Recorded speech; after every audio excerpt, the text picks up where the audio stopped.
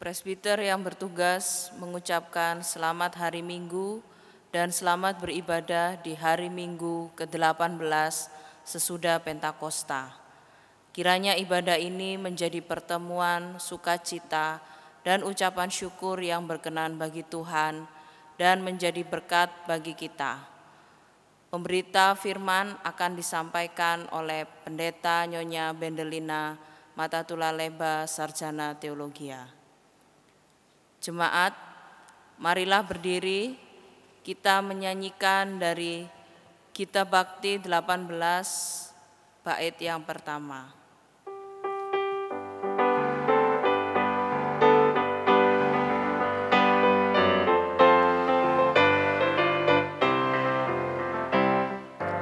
Marilah bernyanyi puji Tuhan, bunyikan seruling dan sesandang, pujilah Dia di atas sanggahnya yang mulia, puji Dia hai segala yang bernafas, pujilah Dia Maha Tinggi dan Maha Kuasa, pujilah Tuhan yang Maha Kasih dan murah hati. Kepada Dia berilah hormat dan kemuliaan, pujilah Dia segala yang bernafas. Jemaat Tuhan, kita habiskan ibadah ini. Pertolongan kita adalah dalam nama Tuhan yang menjadikan langit dan bumi.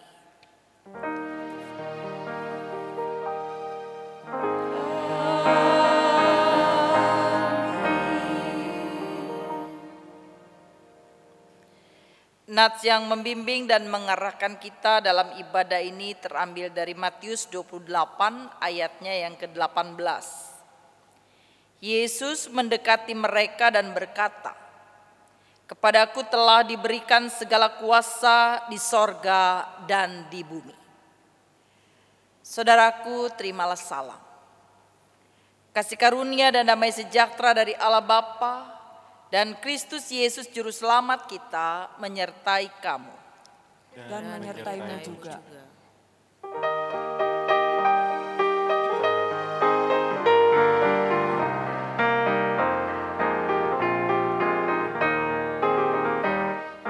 Kasih Tuhanku sungguhlah ajaib bagi umatnya mau percaya padanya. Kasih Tuhanku sungguh nyatalah bagi umatnya mau bersandar padanya. Kasih Tuhanku yang tak pernah berubah, agung dan besar melebihi segalanya. Kasih Tuhanku sungguhlah ajaib bagi umat yang mau percaya padanya. Silakan duduk. Jemaat, marilah kita berdoa. Ya Bapa, ya Maha Kuasa, dalam persekutuan ibadah ini, kami mau mengaku segala dosa dan kejahatan kami, baik yang tampak dalam sikap dan laku kami, maupun yang tersembunyi di pikiran dan hati kami. Berilah kami pengampunan dan damai sejahtera ya Bapa, serta baurilah hidup kami oleh Roh Kudus-Mu. Oleh kasih-Mu itu ya Bapa, dan dengan memandang kepada Yesus Kristus, ya Bapa Maha Kuasa, kami bersyukur atas kasih setia dan pengampunan-Mu yang nyata dalam hidup kami sampai saat ini. Ajarilah kami untuk mengikuti teladan kasih-Mu dan melakukan firman dan kehendak-Mu sebagai saksi-saksi-Mu yang setia di sepanjang hidup kami. Sehingga melalui kami, banyak orang yang akan memuji dan memuliakan nama-Mu. Dalam nama Tuhan Yesus kami berdoa. Amin.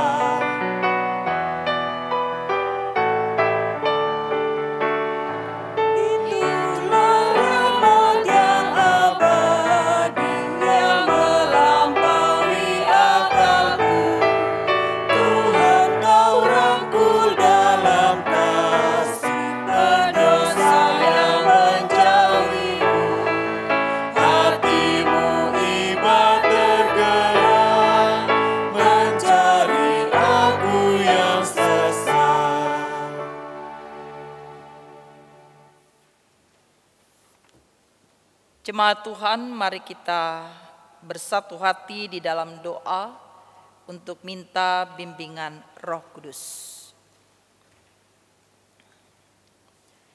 Tuhan, kami bersyukur dan berterima kasih ketika hari ini kembali kami diberikan waktu, diberikan kesempatan untuk bersama-sama beribadah. Kami bersyukur ya Tuhan. Kiranya ketika kami juga mau mendengarkan sabda-Mu, kami diberi roh hikmat-Mu untuk mengerti, untuk memahami, dan terlebih bisa melakukannya dalam kehidupan sehari-hari. Bersabdalah Tuhan lewat firman-Mu yang kami baca, kami siap untuk mendengar. Amin. Saudaraku, mari berdiri untuk mendengar sabda Tuhan. Haleluya. Haleluya, haleluya, haleluya.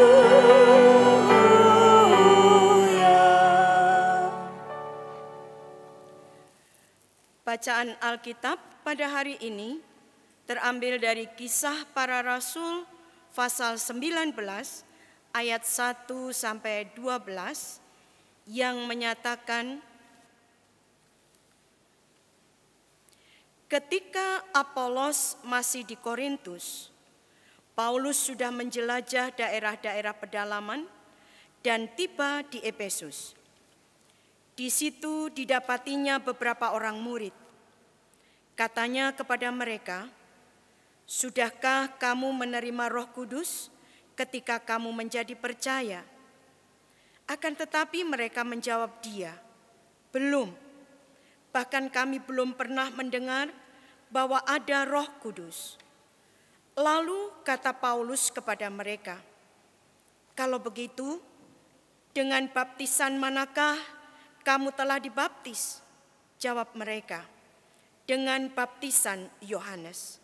Kata Paulus, "Baptisan Yohanes adalah pembaptisan orang yang telah bertobat." Dan ia berkata kepada orang banyak bahwa mereka harus percaya kepada Dia yang datang kemudian daripadanya, yaitu Yesus. Ketika mereka mendengar hal itu, mereka memberi diri mereka dibaptis dalam nama Tuhan Yesus. Dan ketika Paulus menumpangkan tangan di atas mereka, turunlah Roh Kudus ke atas mereka, dan mulailah mereka berkata-kata dalam bahasa roh dan bernubuat. Jumlah mereka adalah kira-kira 12 orang.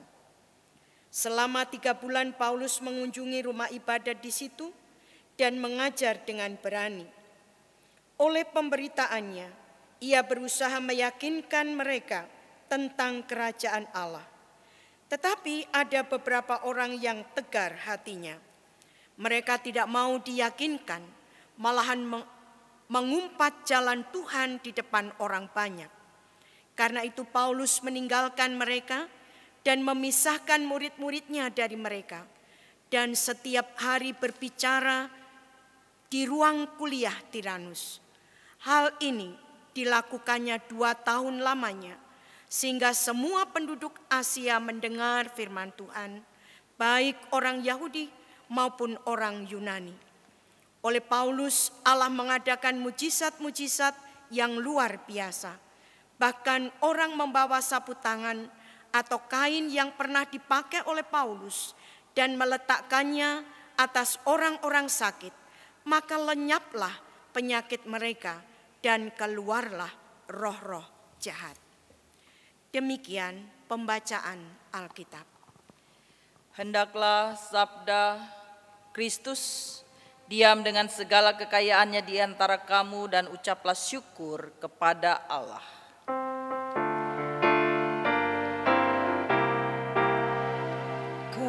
Kepadamu puji-pujian, pada syukur dan segala kemuliaan, ya Bapa, Putra, Roh Kudus, sampai kekal abadi. Silakan duduk. Bapak, Ibu, Saudara, dan anak-anak yang Tuhan Yesus kasihi, kita bersyukur ketika hari ini firman Tuhan menyapa kita lagi dari Kisah Para Rasul pasal 18 ayat 1 sampai ayatnya yang ke-12. Oleh Lembaga Penerbitan GPIB diberi judul Kegigihan dan Ketekunan dalam Pelayanan.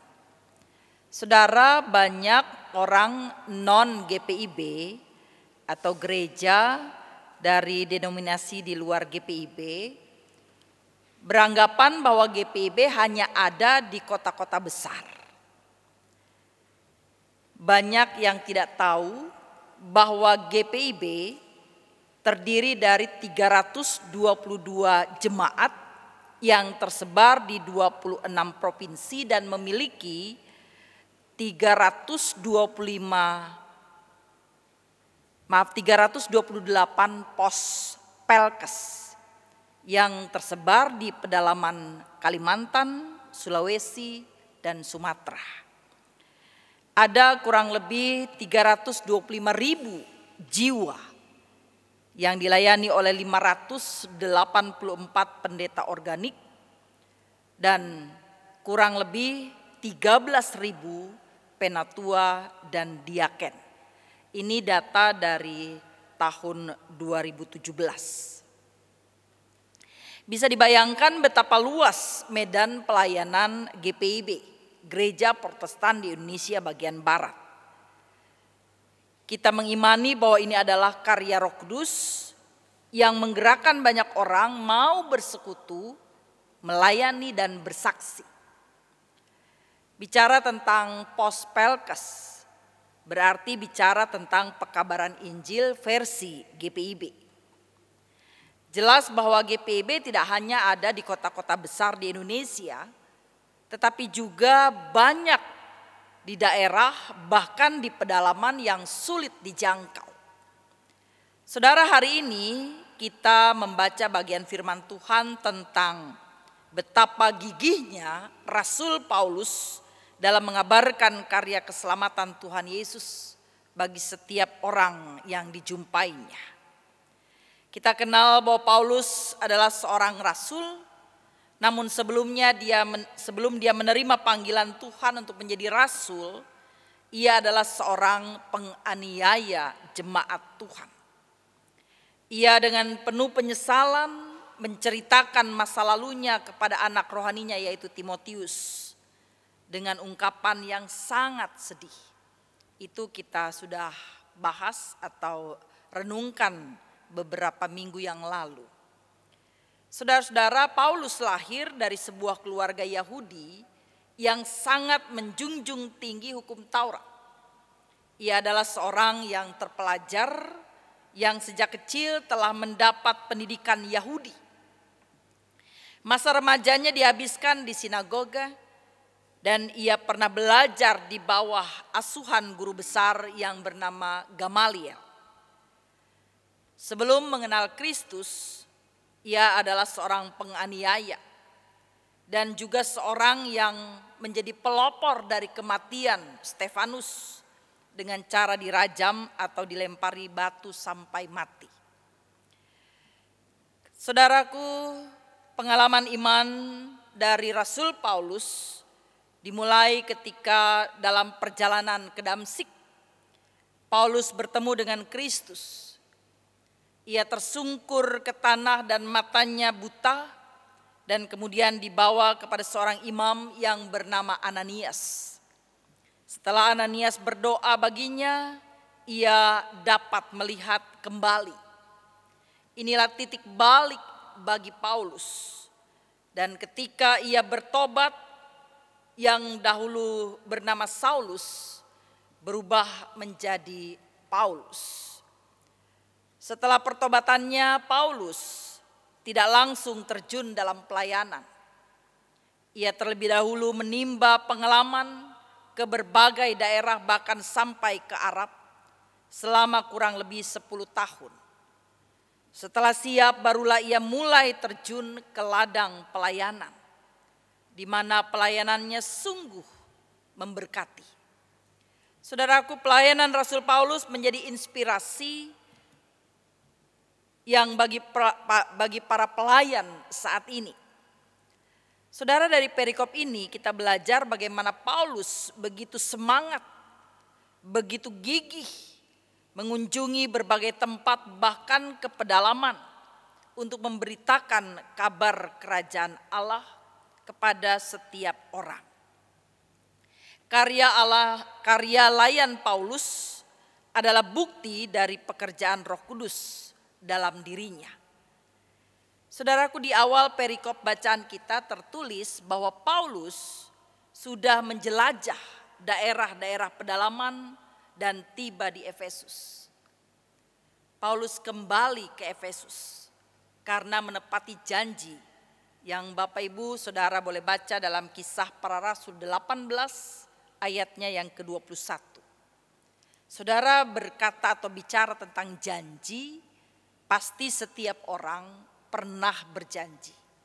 Baik terhadap teman, terhadap suami, istri, orang tua, anak, atau janji kepada Tuhan.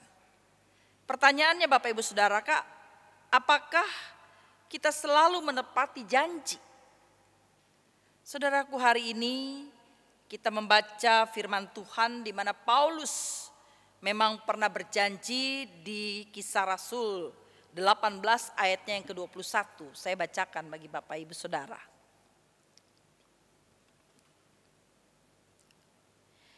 Ayat 21, ia minta diri dan berkata, aku akan kembali kepada kamu jika Allah menghendakinya. Lalu bertolaklah ia dari Efesus. Bapak Ibu Saudaraku yang dikasihi Tuhan, ya, mungkin ini bukan janji yang tertulis di atas kertas. Tapi yang pasti Bapak Ibu Saudaraku, kita belajar dari dari Paulus yang menepati janjinya. Saudaraku yang dikasihi Tuhan, biasanya kalau mengucapkan janji itu sangat mudah. Yang sulit adalah menepatinya. Saudara-saudaraku yang dikasihi Tuhan, pertanyaannya kenapa Paulus kembali ke Efesus? Saudara, selain karena untuk menepati janjinya, juga karena jemaat Efesus selalu rindu akan firman Tuhan. Karena mereka adalah petobat-petobat baru hasil dari penginjilan Apolos. Saudara-saudaraku yang dikasihi Tuhan, namun ternyata walaupun ada 12 orang yang telah diselamatkan dan menjadi murid-murid Kristus sejati di bawah bimbingan Paulus, tidak berarti pelayanan di Efesus berjalan mulus. Ada saja orang yang tetap mengeraskan hati, bahkan menjelek-jelekan kekristenan di depan banyak orang. Padahal pelayanan Paulus itu disertai dengan tanda-tanda mujizat. Bapak Ibu, kita belajar di sini bahwa dalam pelayanan tidak selalu hal yang terjadi yang indah-indah. Dalam pelayanan tidak selalu terjadi hal yang baik-baik saja. Ternyata ada juga orang yang bahkan mengumpat ya dalam bahasa Alkitab tadi. Ya, kita boleh bahasakan dengan menjelek-jelekan tentang kekristenan itu sendiri. Saudara-saudaraku, kita bisa bayangkan Paulus yang dalam pelayanannya disertai dengan tanda-tanda mujizat masih harus mengalami tantangan seperti itu. Jadi tidak heran kalau Bapak Ibu, Saudara dan saya dalam pelayanan mungkin saja terjadi hal-hal yang tidak diinginkan. Itu mungkin bukan kewajaran, tetapi mau mengajak kita belajar menerima. Karena hal itu bisa saja terjadi dimanapun, termasuk di jemaat kita. Tetapi Paulus di sini, dia tidak mau membuang waktu hanya meladeni orang-orang itu. Dia tidak mau menghabiskan waktu hanya mau berdebat dengan orang-orang yang memang mengeraskan hati. Enggak mau dengar. Paulus terus berkarya dengan menggunakan tempat kuliah yang disebut ruang Tiranus. Ruang Tiranus adalah semacam tempat kuliah yang ada di Perjanjian Baru yang digunakan sebagai wadah untuk berdiskusi. Saudaraku, pola pelayanan yang dilakukan Paulus, kita bisa baca di sini. Pertama, dia bertemu dengan beberapa murid dan memberikan pengajaran. Artinya Paulus mengajak kita untuk mengadakan perkunjungan, menjumpai orang-orang dan terus melakukan pengajaran. Paulus juga membaptis dan membimbing para murid untuk percaya Tuhan Yesus dan menerima karunia Roh Kudus. Saudara-saudaraku, termasuk juga pola pelayanan Paulus, dia mengunjungi orang-orang yang membencinya dan mengajar di ruang Tiranus. Saudara-saudaraku yang Tuhan Yesus kasihi, kelebihan Paulus dalam pelayanannya yang kita baca hari ini bukan semata-mata karena dalam hidupnya ia mengalami perubahan yang spektakuler karena dia berjumpa langsung dengan Yesus. Tetapi banyak sekali juga yang dapat kita pelajari dari Paulus. Di antaranya adalah iman yang begitu kuat dan kesabaran dalam menanggung segala pencobaan. Saudara-saudaraku, dalam pelayanan tidak selalu mulus. Seperti bacaan kita di ayat 9, ada tantangan, ada salah paham, ada iri hati, ada yang mau menonjol, tapi ada juga yang rendah diri sehingga jarang melakukan apa yang menjadi tugasnya. Saudara, melalui pelayanan selain mengetahui kelebihan-kelebihan kita, kita juga akan mengetahui kelemahan-kelemahan kita. Pada waktu kita melayani, ternyata kita adalah seorang pemarah, kurang kasih, mudah tersinggung, tidak dapat menerima kritikan orang, suka menguntungkan diri, dan mungkin masih banyak hal lain yang melekat dalam diri kita sebagai seorang pelayan. Dengan demikian, pelayanan selalu merupakan kesempatan bagi Tuhan untuk memperbaiki kita. Bapak Ibu Saudaraku yang dikasihi Tuhan, firman Tuhan juga mau mengajak kita untuk membuang hal-hal buruk yang ada pada kita, sekaligus menambal kekurangan-kekurangan yang kita miliki. Saudara-saudaraku, belajar dari Paulus, dia juga bukan orang yang sempurna. bahkan melakukan dosa keji. Tapi ketika dia bertobat, dia berubah total, memperbaiki diri dari pemarah, dari orang yang sangat jahat dan kejam, menjadi orang yang penuh dengan kesabaran, bahkan pelayanannya menjadi berkat. Saudaraku, Paulus telah melalui hidup yang luar biasa, yang tidak dia sangka pastinya. Dia memulai pelayanan dengan baik dan mengakhirinya juga dengan baik. Paulus menjadi contoh pelayanan jemaat, pemuridan, dan pengembalaan. Melalui perikop ini Bapak Ibu Saudaraku, kita belajar bahwa gereja atau hamba Tuhan yang benar berfungsi membawa orang kepada Kristus, bukan pada gereja atau hamba Tuhan. Karena kita tahu bahwa ada jemaat yang menjadi jemaat fanatisme gereja. Wah, pokoknya dia merasa gerejanya lah yang paling benar, gerejanya lah yang paling baik. Ya, kita bersyukur kalau setiap gereja merasa dirinya baik, pastinya baik dan benar atas dasar Kristus, bukan atas dasar kita. Tidak sedikit juga jemaat yang fanatisme terhadap hamba Tuhan. Jadi kalau bukan dia, ya, artinya terlalu menekankan diri, ya, atau menjadi fanatisme hanya kepada dia, bukan kepada Tuhan.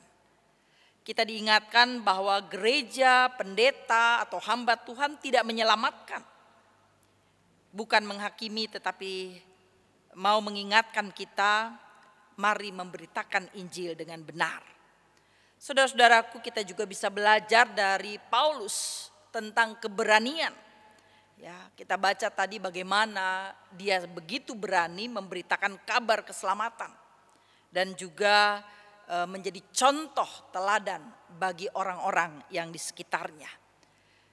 Bapak Ibu, menjadi pertanyaan, keberanian apa yang kita baca hari ini dari Paulus? Ternyata dia berani menegur orang yang bukan Kristen sejati. Sepertinya Paulus punya cara pandang yang tajam ketika melihat orang yang percaya tapi hanya ikut-ikutan. Mungkin yang biasa kita kenal Kristen KTP. Bapak Ibu Saudaraku, Paulus berani menegur orang yang bukan Kristen sejati, supaya mereka bisa mengenal Kristus dengan benar. Keberaniannya juga ketika dia menegur orang yang merasa diri sudah benar. Mungkin rajin beribadah, rajin baca firman, rajin berdoa, tapi pemahamannya salah tentang Yesus. Di sini Paulus juga berani menegur. Saudaraku yang dikasih Tuhan, ini mau mengingatkan kita bersama bahwa sebagai pelayan Tuhan, ya, sesulit apapun tantangan yang ada di depan kita, harus tetap punya keberanian jika hal yang kita perjuangkan adalah hal yang benar di mata Tuhan. Bapak Ibu Saudara yang dikasih Tuhan, mari belajar dari Paulus dengan kegigihan dan ketekunannya dalam melakukan pelayanan. Menjadi pertanyaan yang melakukan tugas pelayanan, apakah hanya para pendeta? Apakah hanya para penatua dan diaken? Apakah hanya pengurus ke-6 pelkat? Bapak Ibu Saudara dan anak-anak yang Tuhan Yesus kasihi, kita tahu bersama bahwa keselamatan yang dikaruniakan Tuhan Yesus dianugerahkan kepada setiap orang. Tidak hanya untuk hamba-hamba Tuhan. Tidak hanya mereka yang bekerja di ladang Tuhan, tetapi keselamatan ditawarkan kepada setiap orang. Karena itu menjadi panggilan saudara dan saya, bahkan semua orang, untuk terus bersaksi, bersekutu dan melayani. Belajar terus gigih dan tekun dalam pelayanan apapun yang Tuhan percayakan kepada kita. Amin.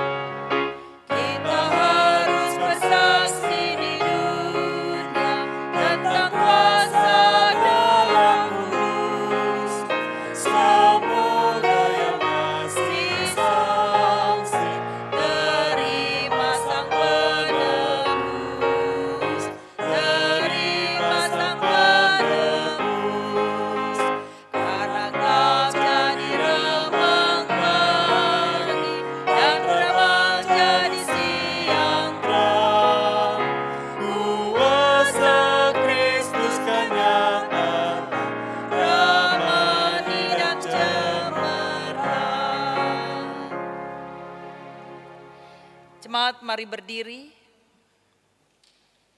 Bersama semua orang percaya di segala waktu dan tempat, kita mengaku iman menurut pengakuan iman rasuli, dengan hati dan mulut masing-masing kita berkata, aku percaya kepada Allah Bapa yang Maha Kuasa, Khalik langit dan bumi, dan kepada Yesus Kristus anaknya yang tunggal Tuhan kita, yang dikandung daripada Roh Kudus, lahir dari anak darah Maria, yang menderita di bawah pemerintahan Pontius Pilatus, disalibkan, mati dan dikuburkan, turun ke dalam kerajaan maut.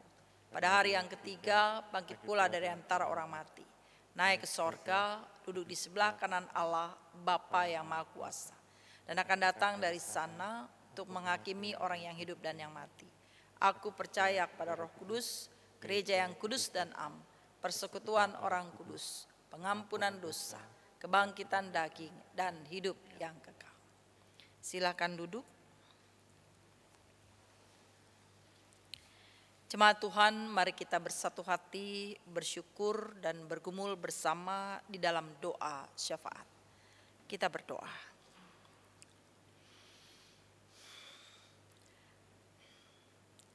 Kami bersyukur, memuji, memuliakan nama-Mu, ya Allah yang Maha Kuasa dan kekal. Karena pada hari ini bersama dengan saudara seiman di tempat ini, di setiap rumah-rumah kami, bahkan dimanapun berada, kami boleh memuji dan menyembah-Mu lewat ibadah ini. Kiranya ibadah kami berkenan di hadirat-Mu Tuhan. Kami tahu, kami sadar Engkau bisa disembah dimanapun dan kapanpun. Dan kami percaya ketika umat-Mu beribadah di rumah dalam ibadah minggu ini, tidak mengurangi rasa hikmat dan hormat kami kepadamu Tuhan. Kiranya ibadah ini membawa berkat bagi setiap orang yang melakukannya. Ya Allah yang Maha Kuasa, kami boleh bersyukur, berterima kasih untuk renungan bagaimana pengalaman iman Rasul Paulus dalam panggilan pelayanannya yang begitu gigih dan tekun untuk memberitakan kabar keselamatan. Kerajaan Allah senantiasa dibentangkan. Terima kasih Tuhan, ini menjadi bahagian kami. Izinkan kami belajar dan dengan kekuatan Roh-Mu yang kudus, kami diberikan kemampuan untuk memberitakan firman-Mu dalam setiap langkah hidup kami, dalam pikiran, perkataan, dan perbuatan. Izinkan kami bersaksi bagi kemuliaan nama-Mu Tuhan. Izinkan kami juga boleh menjadi pewarta firman dimanapun kami ada. Terima kasih Allah Bapa di sorga. Engkau memampukan kami berkata, bertindak, dan berbuat yang benar. Sehingga oleh setiap tindakan anak-anak-Mu, nama-Mu dipuji dan dimuliakan. Ampuni kami ketika kami tidak bisa melakukan yang baik dan benar. Tapi kami percaya Engkau bisa merubah. Engkau bisa punya rencana yang indah bagi setiap kami. Ya Allah, terima kasih. Kami boleh beribadah dalam situasi dan keadaan apapun. Juga di tengah-tengah pandemi COVID-19 yang sudah kami lewati kurang lebih 7 bulan. Ya Allah, kami tetap bersyukur, kami ada sebagaimana kami ada pada saat ini. Inilah kuasa dan anugerah-Mu yang menjaga dan melindungi dan memberkati kami. Mari Tuhan, berkati semua anak-anak-Mu di tengah pandemi COVID-19. Biarlah Tuhan kami tetap tegar, kami tetap kuat, bahkan kami tetap mau bersaksi, memuji dan memuliakan nama-Mu. Di tengah-tengah situasi sulit kami tetap bersyukur Tuhan. Pelayanan, kesaksian jemaat-Mu boleh terus bertumbuh. Walaupun dilaksanakan di tempatnya masing-masing. Kami bersyukur ya Tuhan. Kalau lewat itu kesadaran jemaat-Mu juga terus bertumbuh. Ketika mereka juga dengan tetap setia dan taat membawa sukacitanya, persembahannya, ucapan syukurnya, persepuluhannya. Kami bersyukur ya Tuhan. Roh Kudus menggerakkan setiap kami untuk mau melakukannya. Allah Bapa di sorga, terima kasih. Kami menyerahkan kehidupan jemaat-Mu GPIB Genta Kasih. Tuhan berkati jemaat-Mu yang mengalami pergumulan. Tuhan berkati jemaat-Mu yang saat ini di dalam tekanan ekonomi karena situasi pandemi COVID-19. Ya Allah, Engkau Allah yang Maha Kaya. Engkau sumber segala berkat. Mari datang memberkati setiap jemaat-Mu Tuhan. Dengan cara dan kuasa-Mu yang ajaib, Engkau memelihara kami semua. Begitu juga Tuhan, Engkau memberkati jemaat-Mu yang saat ini merintih, yang saat ini menangis, yang saat ini Tuhan mengeluh karena kesakitan, karena tekanan-tekanan, apapun bentuknya. Tuhan, kami percaya dengan iman, kuasa dan karya-Mu terus terjadi dalam kehidupan manusia, termasuk kami. Karena itu kami berserah diri sepenuhnya dalam tangan Tuhan. Ya Allah, kami berdoa juga bagi jemaat-Mu yang saat ini dalam kelemahan fisik. Bahkan ya Tuhan, mereka yang telah jenuh karena sudah berlangsung lama, telah meminta kepada-Mu Tuhan. Kami mohon kepada-Mu Bapa, berilah ketabahan, berilah kesabaran untuk saudara-saudara kekasih kami. Izinkan mereka ya Tuhan bersaksi bagi kemuliaan nama-Mu, karena ketabahan mereka menghadapi penderitaan panjang. Dan izinkanlah mereka mengalami sukacita, pemulihan yang berasal daripada-Mu. Berkati semua anggota keluarga untuk saling bergandengan tangan, saling menguatkan, dan saling menopang. Kami percaya ada waktu Tuhan yang indah. Ya Allah yang Maha Kuasa dan kekal. Kami berdoa juga bagi setiap anggota keluarga yang terpisah jauh dari keluarga, orang tua, anak, suami, istri. Ya Allah, dimanapun mereka berada, Tuhan jaga, Tuhan pelihara. Terlebih di masa pandemi seperti ini, dimanapun mereka ya Tuhan, Tuhan yang akan menjadi pelindung, penjaga yang tidak pernah terlelap. Sehingga suatu saat kami dipertemukan dalam suasana penuh dengan sukacita. Kami berdoa untuk anak-anak kami Tuhan, mulai dari yang balita, Tuhan berkati dalam pertumbuhan badan, iman, dan mental. Buatlah anak-anak kami tumbuh seturut dalam rancangan-Mu, menjadi anak-anak yang baik dan takut akan Tuhan. Kami berdoa untuk anak-anak kami yang sudah ada dalam jenjang pendidikan, mulai dari sekolah dasar sampai di perguruan tinggi. Mohon hikmat, mohon kecerdasan yang daripada-Mu Bapa, supaya anak-anak kami bisa menjadi anak-anak yang kelak menjadi pemimpin-pemimpin masa depan. Di masa pandemi mereka harus tetap belajar di rumah. Mereka harus mengerjakan banyak soal-soal di rumah. Kami tahu itu sulit dan berat bagi mereka Tuhan. Tapi kami percaya bimbingan kuasa Roh Kudus juga akan membentuk mereka menjadi pribadi-pribadi yang lebih taat, yang lebih mandiri, dan sungguh-sungguh dipersiapkan. Terima kasih Tuhan, berkati setiap orang tua yang saat ini Tuhan lebih banyak tanggung jawab dan pekerjaannya.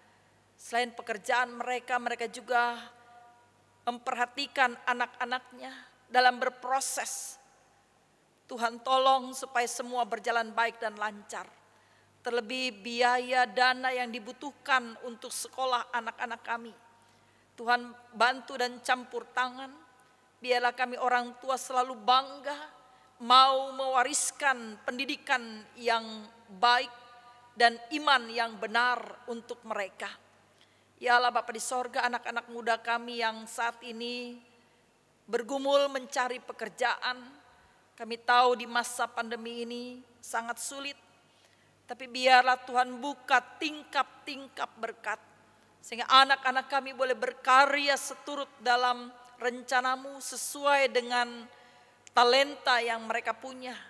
Dan biarlah mereka tidak sekedar bekerja, tidak sekedar mencari nafkah, tidak sekedar mengejar upah, tapi mereka juga mau bersaksi bagi kemuliaan nama Tuhan dimanapun mereka ada, termasuk di tempat kerja. Kami berdoa bagi anak-anak muda kami yang bergumul mencari teman hidup. Tuhan, pertemukan mereka dengan jodoh yang Tuhan siapkan, supaya ya Tuhan, hari bahagia kelak menjadi bahagian hidup mereka. Kami berdoa juga bagi jemaat-Mu ya Tuhan dalam rangka penyegaran iman hari Rabu, biarlah tetap berjalan baik. Kami berdoa biarlah menjadi berkat bagi banyak orang. Terima kasih Bapa Sorgawi. Kami juga berdoa kepada-Mu Tuhan, khususnya untuk kehidupan kami berbangsa.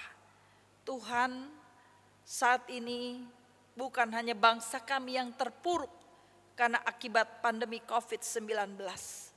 Kami mohon kepada-Mu Tuhan, biarlah negeri ini tetap damai, negeri ini tetap aman, negeri ini ya Tuhan tetap bersatu di tengah-tengah situasi yang paling berat sekalipun.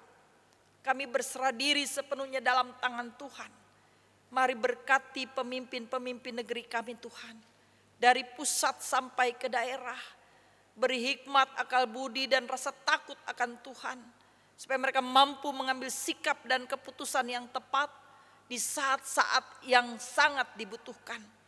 Ya Allah Bapa di sorga, kami mohon jauhkan negeri ini dari perpecahan. Jauhkan negeri ini dari segala sesuatu yang kami takutkan. Ya Tuhan, marilah datang menjadi juru damai di negeri ini. Sehingga siapapun boleh saling bisa mengerti dan memahami. Lebih dari itu ya Allah Bapa di sorga, kami juga memohon kepada-Mu untuk kehidupan negeri kami. Jauhkanlah dari segala mara bahaya dan bencana. Kalaupun ada prediksi-prediksi akan adanya tsunami, ya Tuhan, kami percaya dengan iman akan kuasa-Mu.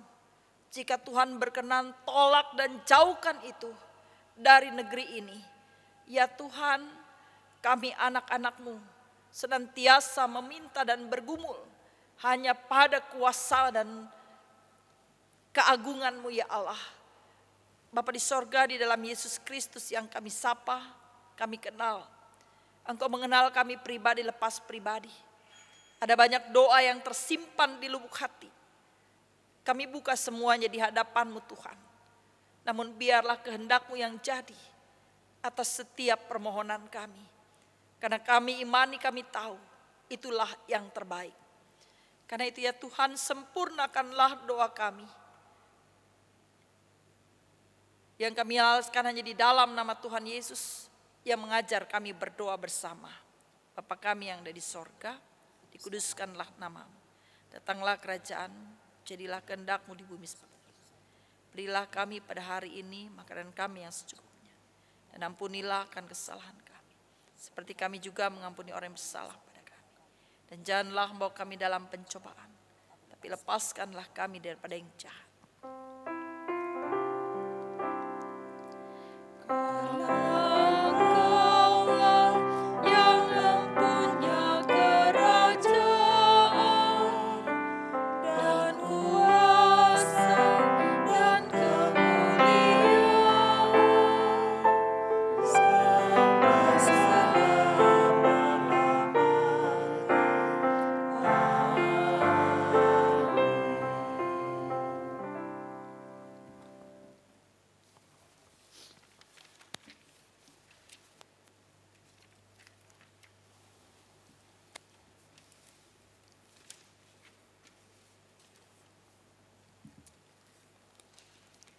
Marilah mengucap syukur kepada Tuhan dengan memberi persembahan kepadanya.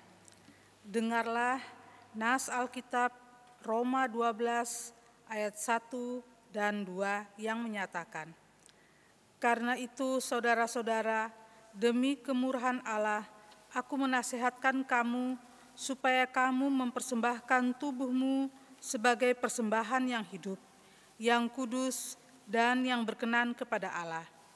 Itu adalah ibadahmu yang sejati. Janganlah kamu menjadi serupa dengan dunia ini, tetapi berubahlah oleh pembaharuan budimu, sehingga kamu dapat membedakan manakah kehendak Allah, apa yang baik, yang berkenan kepada Allah, dan yang sempurna. Tuhan memberkati persembahan saudara.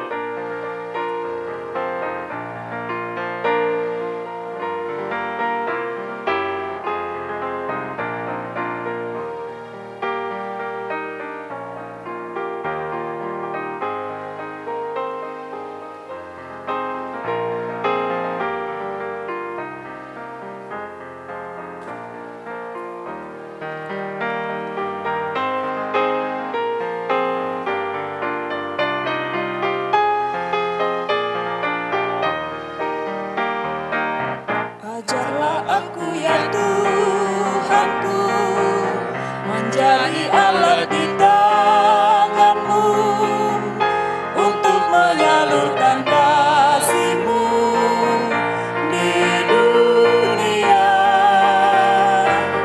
Utuslah aku ya Tuhanku, menolong orang miskin dan lemah. Pakailah diriku turut maksud-Mu.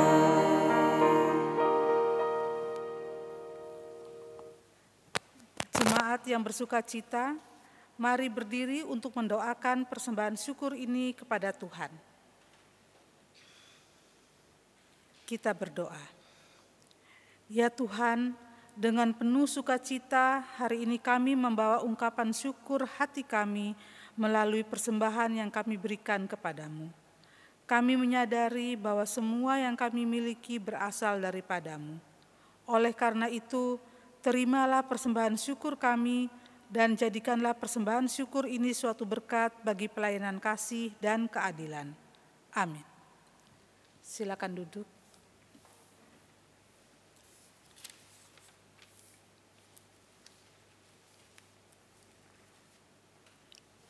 Warta Lisan Minggu 4 Oktober 2020. Ucapan terima kasih. Majelis Jemaat GPIB Gentakasih Surabaya mengucapkan terima kasih kepada Ibu Pendeta Bendelina Matatula Lebe STH, majelis bertugas, organis, pemandu lagu, operator multimedia yang telah melayani dalam pelayanan ibadah minggu streaming ini. Tuhan Yesus memberkati dalam pelayanan dan keluarga. Sidang Majelis Jemaat Khusus.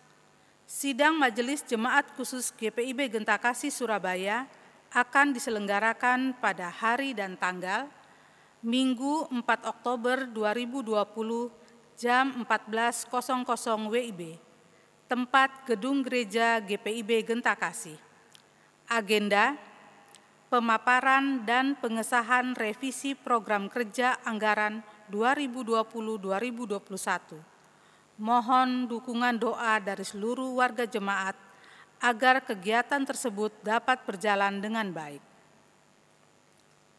Ibadah Perjamuan Kudus.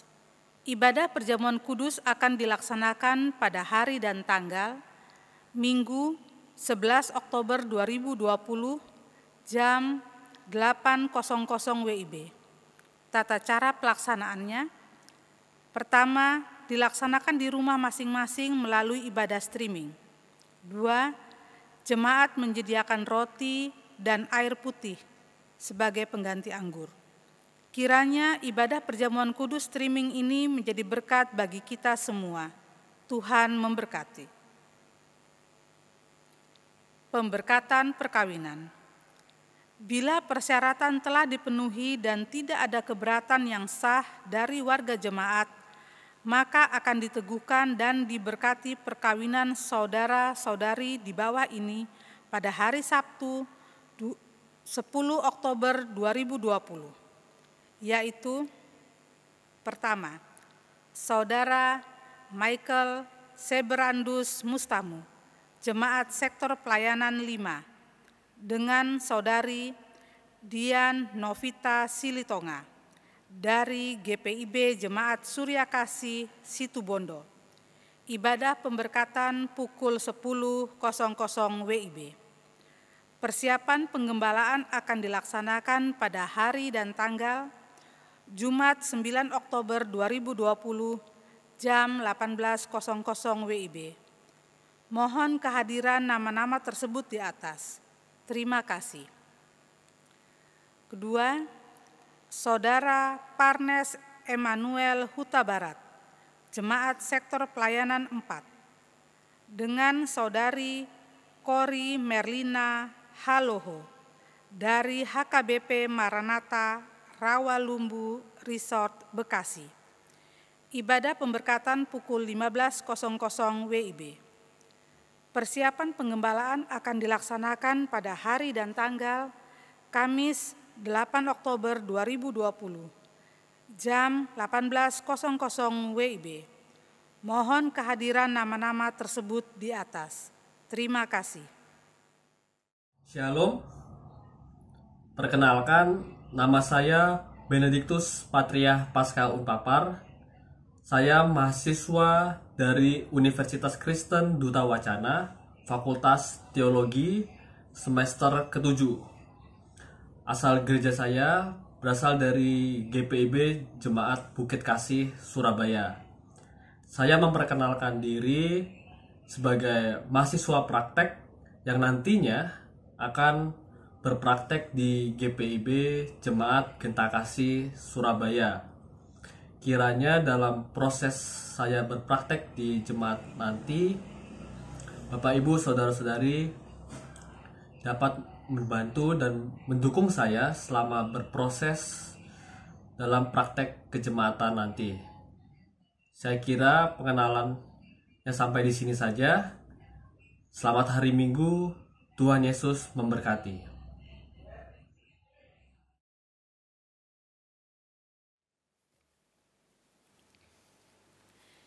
Jemaat Tuhan, mari berdiri. Saudaraku, pergilah dengan sejahtera dan jadilah pelaku firman Tuhan di dalam tugas dan panggilanmu, di tengah keluarga, gereja, masyarakat, dan bangsa.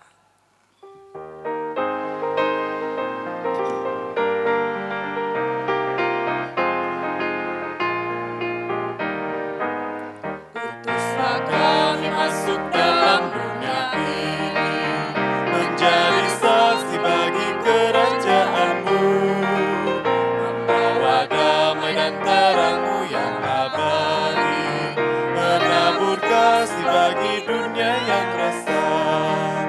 Utuslah kami jadi saksi yang setia, membawa kabar sukacita yang abadi, supaya dunia mengaku dan percaya Engkaulah Yesus Tuhan Juru Selamat dunia.